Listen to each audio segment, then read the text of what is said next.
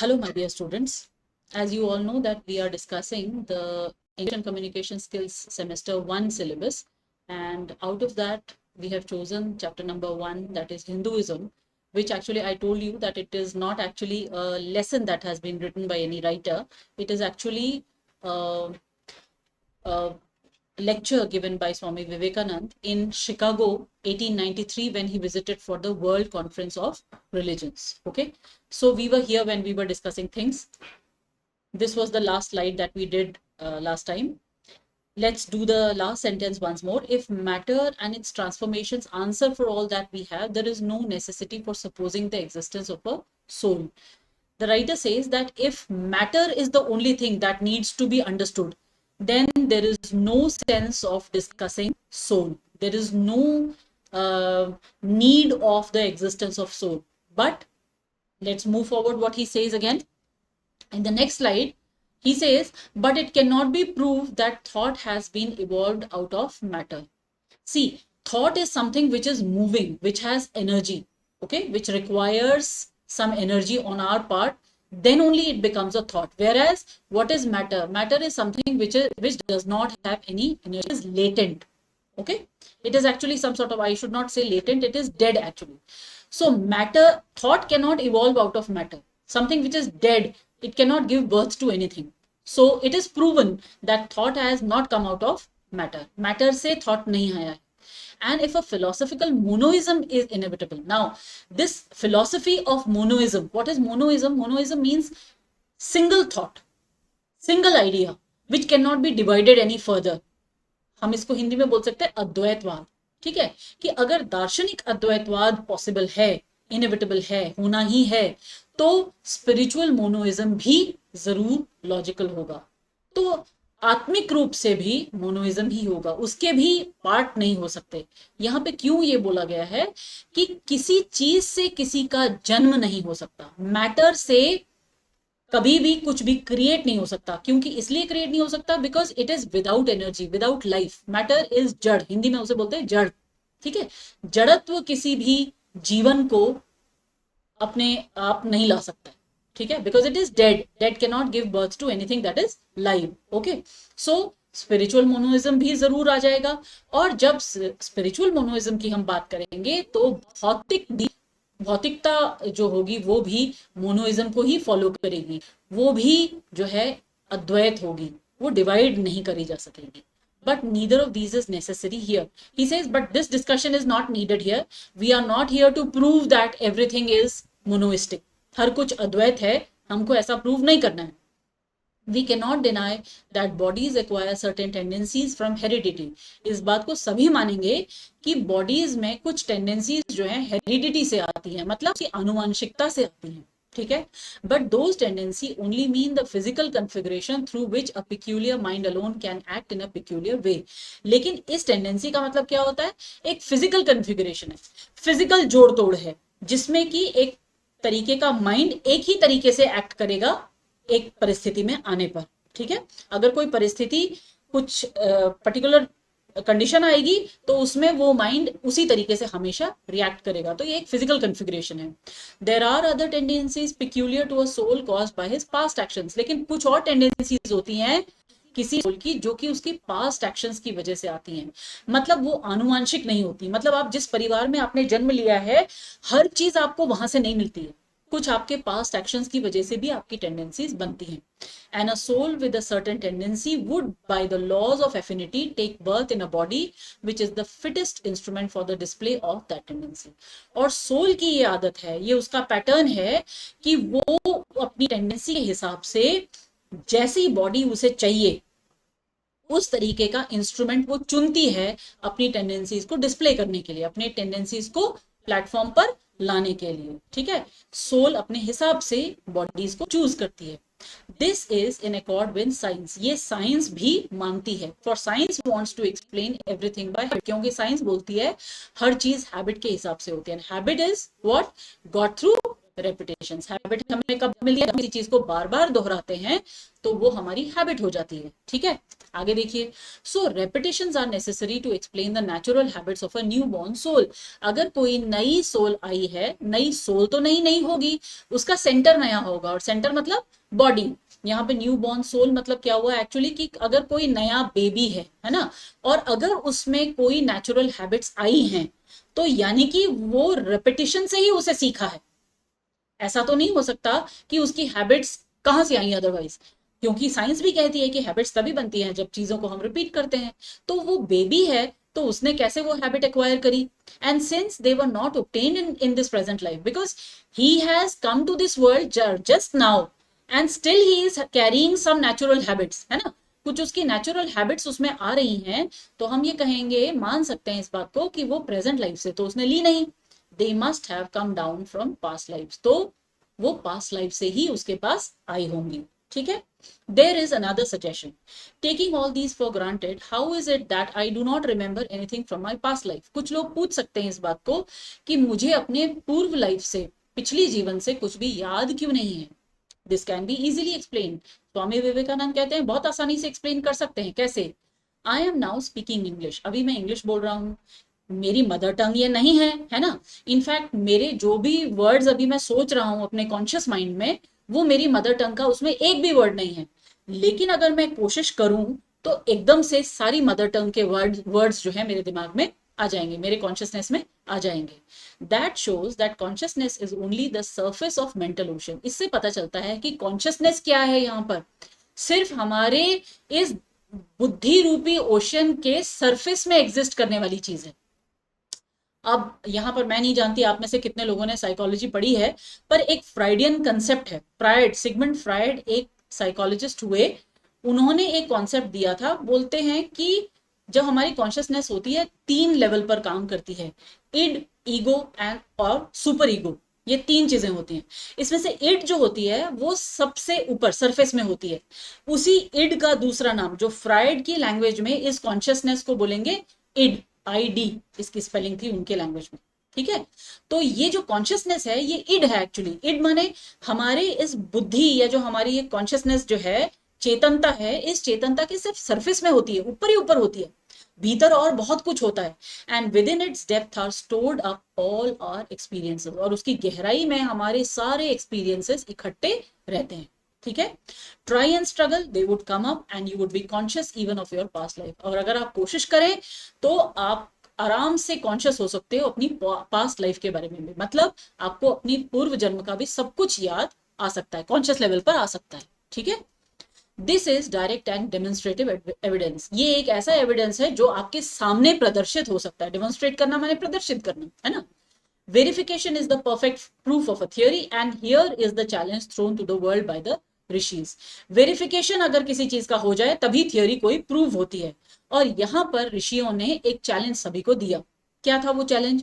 We have discovered the secret by which the very depths of the ocean of memory can be stirred up. हमको वो secret मिल चुका है जिससे हम अपनी मेमोरी के गहराई में जाकर के ऊपर चीजें ला सकते हैं, सरफेस पर, कॉन्शियसनेस के लेवल पर सारी चीजें ला सकते हैं।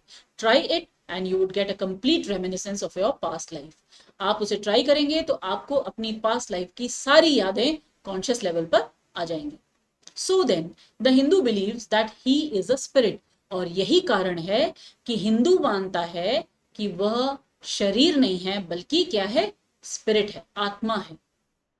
ठीक है, him the sword can not pierce, him the fire can not burn, him the water can not melt, him the air can not dry, नैनम छिदंती शस्त्राणी नैनम दहति पावकः। ठीक है, मतलब क्या? वो एक ऐसी चीज है। हिम कौन? यहाँ पे हिम किसके लिए कहा गया? स्पिरिट के लिए कहा गया, आत्मा के लिए कहा गया। आत्मा एक ऐसी चीज है जिसको कि कोई हथियार, कोई औजार उसे नष्ट नहीं कर सकता, अग्नि उसे जला नहीं सकती, पानी उसे गला नहीं सकता, और हवा उसे सुखा नहीं सकती। ठीक है, it is never born nor can it ever die. ना तो वो कभी पैदा होती है, जन्म लेती है, और ना कभी मरती है, वो हमेशा रहती है। The Hindu believes that every soul is a circle whose circumference is nowhere, Hindu मानता है कि हर आत्मा एक सर्कल है जिसका सर्कमफ्रेंस, जिसका घेराव तो हम नहीं बता सकते, but whose centre is located in the body, लेकिन उसका केंद्र कहाँ होता है? शरीर में होता है, बॉडी में होता है। And that death means the change of the centre from body to body. और डेथ का केवल इतना मीनिंग होता है कि वो सेंटर जो है वो चेंज हो जाता है, एक शरीर से दूसरे शरीर में वो सेंटर चला जाता है। ठीक है, ये उनका मानना है, ये हिंदू धर्म जो है मानता है, हमारा सनातन धर्म जो है ये मानता है। ठीक है, आगे देखिए, nor is the soul bound by the conditions of matter. Soul जो है, आत्मा जो है, वो भौतिक चीजों से बंधी हुई नहीं है, उसकी शर्तों को वो नहीं मानती। ठीक है, in its very sense it is free. आत्मा बिल्कुल मुक्त होती है, बिना बंधन के होती है, पवित्र होती है, स्वच्छ होती है और संपूर्ण होती है। ठीक है, बट somehow और other it finds itself tied down to matter and thinks of itself as matter। लेकिन पता नहीं कैसे ऐसा होता है कि वो ऐसा समझ लेती है कि वो मैटर से बंधी हुई है, जड़ता से बंधी हुई है। ठीक है, मैटर मैंने आपको बताया था, इट इज लाइफलेस, ऐसा मान लेती है कि वो उससे बंधी है। This skin, this body is lifeless without the soul, है ना। जब हम कहते हैं कोई फलाना कोई व्यक्ति मर गया, वो चला गया, हम कहते हैं, तो शरीर तो उसका हमें वही दिखता है, फिर चला गया किसको कहते हैं हम, कौन चला गया? ठीक है, दो, जो चीज को हमने चला गया कहा, वही चला गया जो है वो सोल है। मैटर तो यहीं का यहीं रह जाता है, because this body is out of the 5 matters that are present in this earth. इस अर्थ में, इस सृष्टि में जो 5 मैटर्स हैं, उन्हीं से बनी हुई है, वहीं पर वापस चली जाती है ना। फिर वही साइंस का थियोरी यहाँ पे काम आई कि nothing can be created nor can it be destroyed, it can only change forms. ये एनर्जी के बारे में भी यही सच है। एनर्जी ना तो क्रिएट हो सकती है, ना उसे डिस्ट्रॉय करा जा सकता है, वो फॉर्म चेंज कर देती है। किसी समय वो पोटेंशियल होती है, किसी समय वो काइनेटिक होती है ना, मतलब किसी समय धारीय होती है, अंदर रहती है, और किसी समय वो मूवमेंट में नजर आती है हमें, सिर्फ फॉर्म चेंज होता है। And thinks of itself as matter. तो अभी यहाँ पर ये बता रहे हैं वो कि कभी कभी सोल कंफ्यूज हो जाती है और वो समझती है कि वो मैटर से बंधी हुई है और मैटर ही समझने लगती है अपने आप को। जैसे अभी आगे वो बता रहे हैं, जैसे हम अपने आप को अक्सर ये समझ लेते हैं, अक्सर क्या, हमेशा ही लगभग हम अपने आप को ये समझते हैं कि हम जो है वो, मैं मतलब शरीर, आत्मा नाम की चीज तो हम भूल जाते हैं बार बार कि ये भी कोई चीज होती है ना। Why should the free perfect and pure be thus under the thraldom of matter is the next question. Why is this soul which is free, which is perfect and which is pure, why does it confuse itself of being matter? क्यों confuse हो जाती है वो कि matter है? This is the very important question that comes up next. ठीक है, how can the perfect soul be diluted into the belief that it is imperfect? How is this soul confused? Because though it is very perfect, though it is the most perfect thing that can exist, but how is it confused to think that it is imperfect? कैसे सोच लेती है वो ऐसा? We have been told that the Hindus shirk the question. Shirk means they deny, they don't want to answer. ठीक है, that the Hindus shirk the question and say that no such thing can be there. ऐसी चीज तो हो ही नहीं सकती. Some thinkers want to answer it by positing one or more quasi-perfect beings. They want to show something other than perfect. Now they compare this perfect thing, the soul, to some quasi-perfect things. कोई भी चीज जब अगर perfect होगी तो उसको half perfect से भी आप कंपेयर नहीं कर सकते हो, है ना। And use big scientific names to fill up the gap because they don't know the true answer. So what they do is they come up with big scientific names to confuse and fill up the gap, but naming is not explaining. When I name something to something, है ना, when I say that soul is God, this is not the explanation, this is not a proper explanation, this is just naming the soul, calling it God. अगर हम soul को God बोल देते हैं, it is just naming, इससे explain तो नहीं होती चीजें. ठीक है, आगे देखिए, the question remains the same, there is still the question, है ना, अभी भी क्वेश्चन रह गया कि ये कंफ्यूजन कैसे आया. How can the perfect become the quasi perfect? अगर कोई चीज परफेक्ट है तो वो तो हाफ परफेक्ट भी नहीं हो सकती. How can the pure, the absolute change even a microscopic particle of its nature? कोई चीज जो बिल्कुल प्योर है, जो एब्सोल्यूट है, ठीक है, वो अपने नेचर का एक छोटा सा माइक्रोस्कोपिक पार्टिकल भी चेंज नहीं कर सकते, because if it does that then it is less than perfect. और वो हमेशा परफेक्ट है, सोल हमेशा परफेक्ट है, so it can not change even a microscopic particle of its nature. But the Hindu is sincere. Now here the Hindu is very sincere. He says he does not want to take shelter under sophistry. He does not answer it in a very sophisticated way. He does not confuse others. He is brave enough to face the question in a manly fashion. He faces the question manly. And what he says is, I do not know. He simply says that I do not know the answer to this question. There is no shame in accepting that we don't know something. इस बात में कोई शर्म नहीं है कि हम कई सारी चीजों को नहीं जानते. There are many things. I do not know how the perfect being the soul came to think of itself as imperfect, as joined to and conditioned by matter. He simply says that I don't know the answer to this. How the soul, which is so perfect, it has come to think itself of as imperfect, as conditioned or joined to or linked to matter. मुझे नहीं पता ऐसा कैसे हुआ कि उसने अपने आप को imperfect समझा या मैटर के साथ जुड़ा हुआ समझा. But the fact is a fact for all that. लेकिन तथ्य तो तथ्य है. It is a fact that in everybody's consciousness that one thinks of oneself as the body. हर व्यक्ति अपनी कॉन्शियसनेस में अपने आप को बॉडी ही समझता है. The Hindu does not attempt to explain why one thinks one is the body. Hindu को इस आंसर को नहीं जानता, वो नहीं पता उसे कि वो बॉडी क्यों समझता है. ठीक है. The answer that it is the will of God is no explanation. Certain people think that it is only the will of God.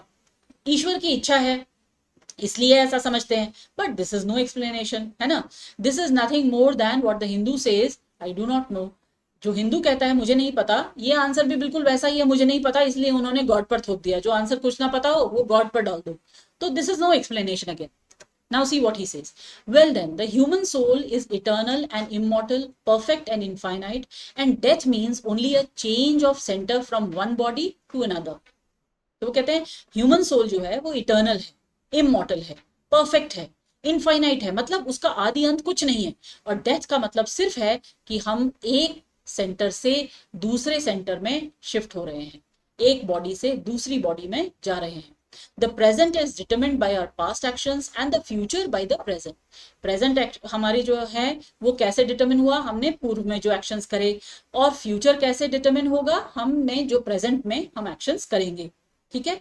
The soul will go on evolving up or reverting back from birth to birth and death to death.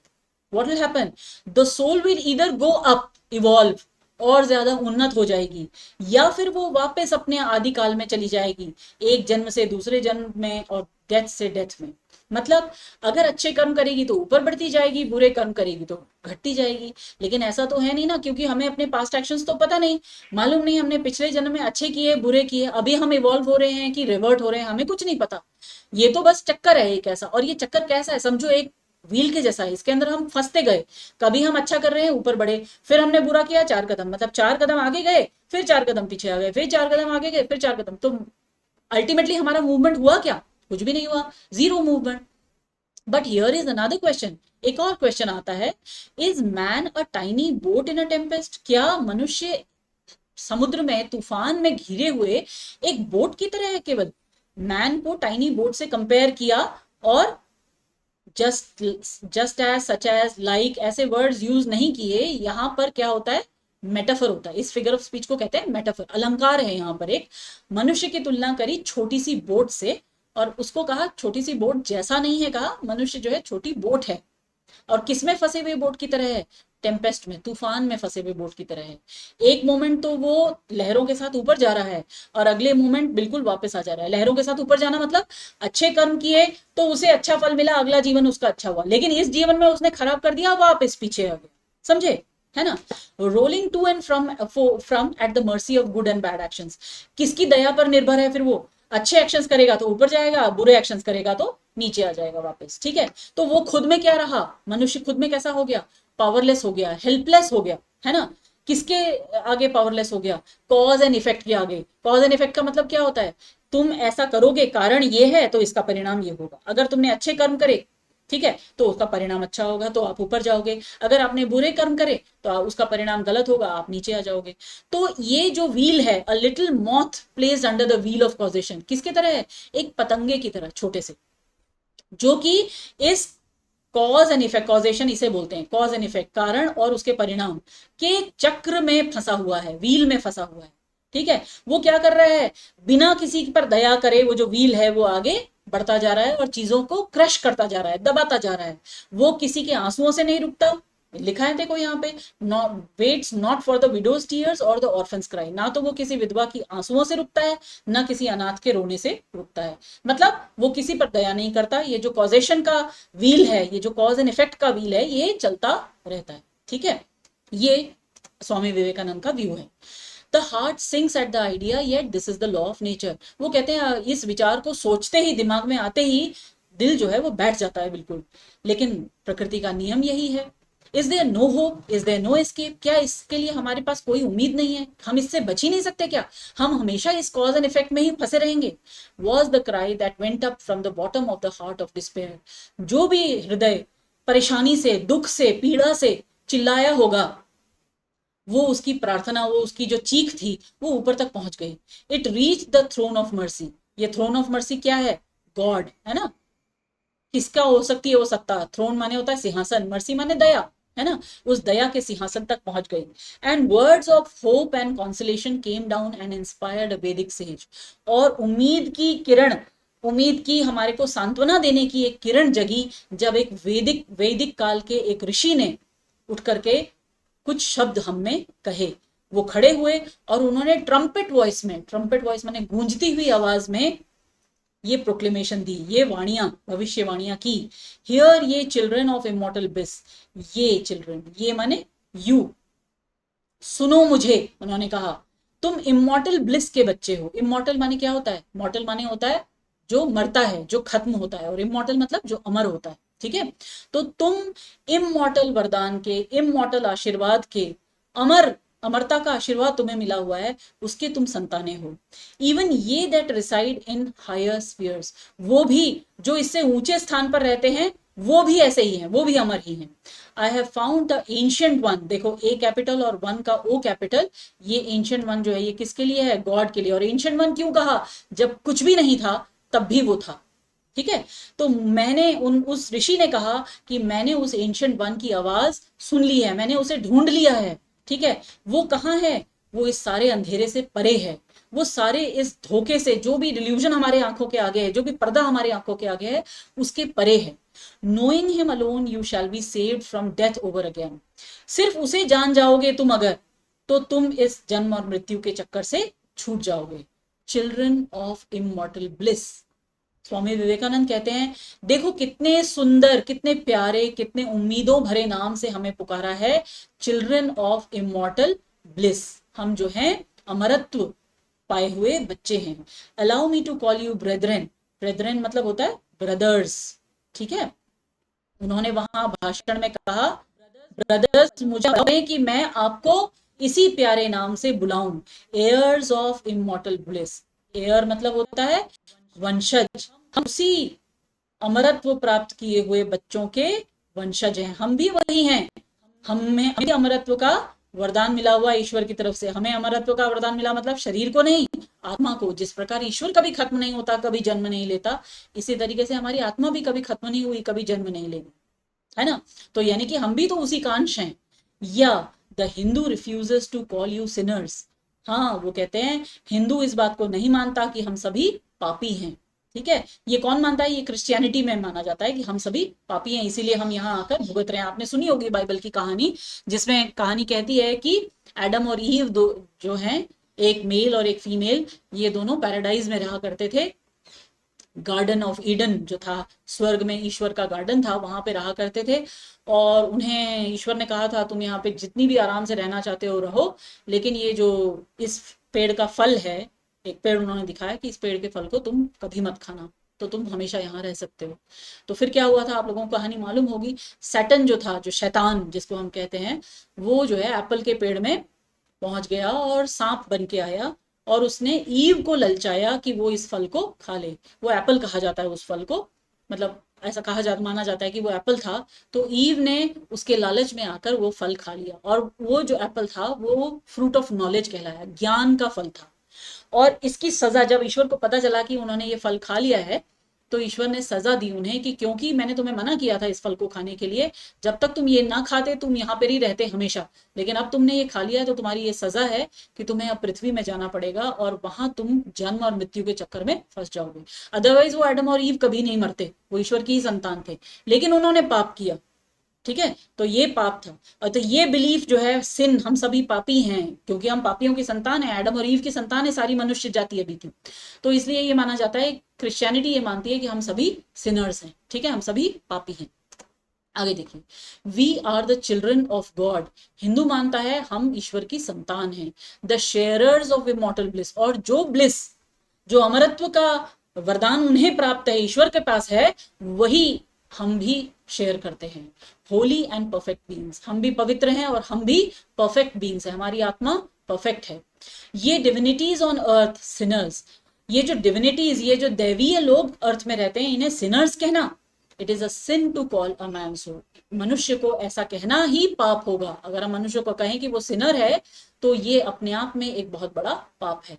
It is a standing liable on human nature, वो बोलते हैं कि ये तो मनुष्य के नाम पर धब्बा है, ह्यूमन मनुष्य स्वभाव के नाम पर धब्बा है, हम सिनर्स नहीं है।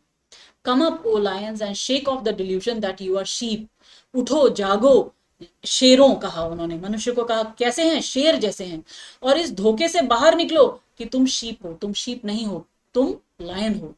यू आर सोल्स इमॉर्टल, तुम अमर आत्मा हो। स्पिरिट्स फ्री, आत्मा तुम्हारी फ्री है, ठीक है। ब्लेस्ड है, पवित्र है, खुश है, इटर्नल है, कभी खत्म नहीं होगी। ये आर नॉट मैटर, तुम जड़ नहीं हो। ये आर नॉट बॉडीज, ये मीन्स यहां जहां पर भी ये आया है, इट मीन्स यू, ठीक है। यू आर नॉट बॉडीज, तुम शरीर नहीं हो। Matter is your servant, not you the servant of matter, जड़त्व तुम्हारा सर्वेंट है, ना कि तुम जड़त्व के सर्वेंट हो। जड़ तत्व तुम्हारा सर्वेंट होगा, ठीक है। Thus it is that the Vedas proclaim not a dreadful combination of unforgiving laws, not an endless prison of cause and effect। इस तरीके से वेदों ने हमें बताया कि हम इस कॉम्बिनेशन में नहीं है, हम इस प्रिजन में फंसे नहीं है कॉज और इफेक्ट के, हम इस जेल में बंद नहीं है, कारण और उसके परिणाम के चक्कर में हम नहीं है, but that at the head of these laws, हम इन सारे लॉज से ऊपर हैं। In and through every particle of matter and force, हम हर मैटर हर फोर्स के पार्टिकल में हैं, ठीक है। Stands one by whose command the wind blows, हम उसके साथ हैं जिसकी कमांड से हवा बहती है, जिसकी कमांड से आग जलती है, जिसकी कमांड से बारिश होती है, और जिसकी कमांड की वजह से ही इस अर्थ के ऊपर डेथ स्टॉक करती है। मतलब हमें लाने वाला और ले जाने वाला सब वही है। And what is his nature, और उसका नेचर कैसा है, वो जो हिज, देखो यहाँ पे एच कैपिटल है, फिर से ये एच किसके लिए, जहां पर भी ये कैपिटल आएगा बच्चों आप याद रखेंगे कि ये हमेशा गॉड के लिए कहा जाता है, ठीक है। उसका नेचर कैसा है, he is everywhere the pure and formless one, वो हर जगह है। वो कैसा है, प्योर है, पवित्र है और फॉर्मलेस है। फॉर्मलेस माने निराकार है, उसका कोई स्वरूप नहीं है, आपको ये याद रखना पड़ेगा। फॉर्मलेस मतलब उसका कोई स्वरूप नहीं है। अब स्वरूप नहीं है तो हम हिंदुओं ने क्यों मूर्तियां बनाई, आगे अभी इसको भी एक्सप्लेन करेंगे। अब जैसे जैसे हम लेसन पढ़ेंगे ना, तो फॉर्मलेस वन के लिए हमने फॉर्म क्यों बनाया उसको भी एक्सप्लेन करते हैं स्वामी विवेकानंद।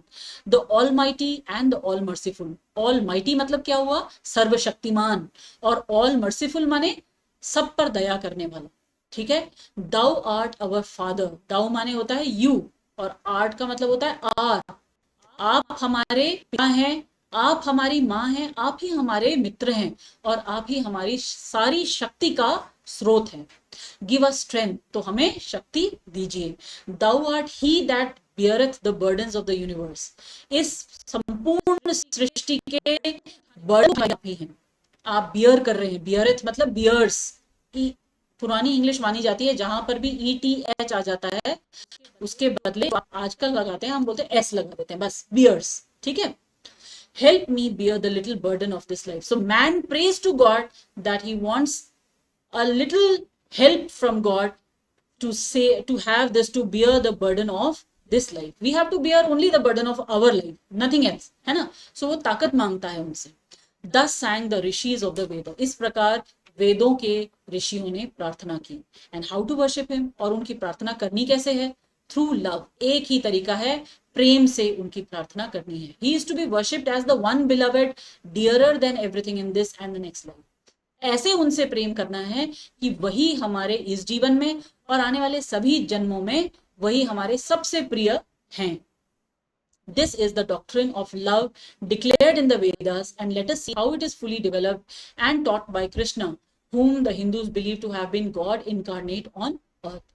यही जो हमें जो विचार दिया वेदों ने कि प्रेम ही जो है सब चीजों की जड़ है।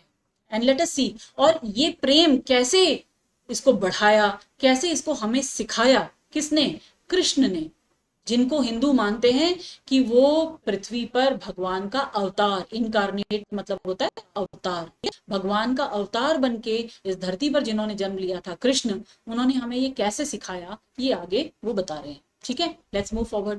ही taught a man that a man ought to live in this world like a lotus leaf. उन्होंने बताया कि मनुष्य को इस संसार में एक कमल के पत्ते के समान रहना चाहिए, मतलब which grows in water but is never moistened by water, जो कि पानी में ही जन्म लेता है लेकिन उसे पानी कभी भी गीला नहीं कर पाता है।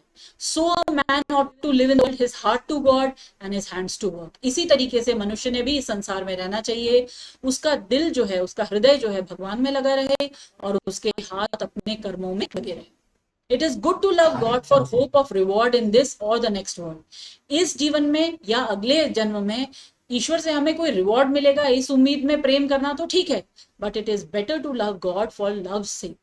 प्रेम की वजह से प्रेम करना ज्यादा अच्छा है। एंड द प्रेयर गोज, और प्रेयर क्या है? Lord I do not want wealth nor children nor learning. ना तो मुझे धन संपत्ति चाहिए, ना मुझे संतान चाहिए, ना मुझे ज्ञान चाहिए। If it be thy will I shall go from birth to birth. अगर आपकी इच्छा है, दाई देखो टी कैपिटल है, फिर से किसकी विल के बारे में बात कर रहे हैं? ईश्वर की। दाई मतलब होता है योर, ये भी है। तो अगर आपकी इच्छा है तो मैं एक बर्थ से दूसरे बर्थ में जाता रहूंगा, but grant me this that I may love the without the hope of reward. लेकिन मुझे इतनी ग्रांट कीजिए, इतनी दया कीजिए मुझ पर कि मैं हमेशा आपको प्रेम करूं इस जन्म में, चाहे जो भी जन्म मुझे मिले। ठीक है, लव अनसेल्फिशली फॉर लव सेक, और प्रेम के लिए निस्वार्थ भाव से आपसे प्रेम करूं। One of the disciples of Krishna, the then emperor of India, उस समय जो भारत के सम्राट थे, उनको उनके राज्य से उनके दुश्मनों ने निकाल दिया बाहर। उन्हें अपनी रानी के साथ हिमालय के जंगलों में शरण लेनी पड़ी।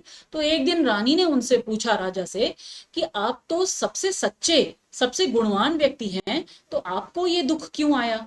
आप ऐसे क्यों भटकने पर आपको मतलब आपकी ऐसी नौबत क्यों आई कि आपको ऐसा भटकना पड़ रहा है?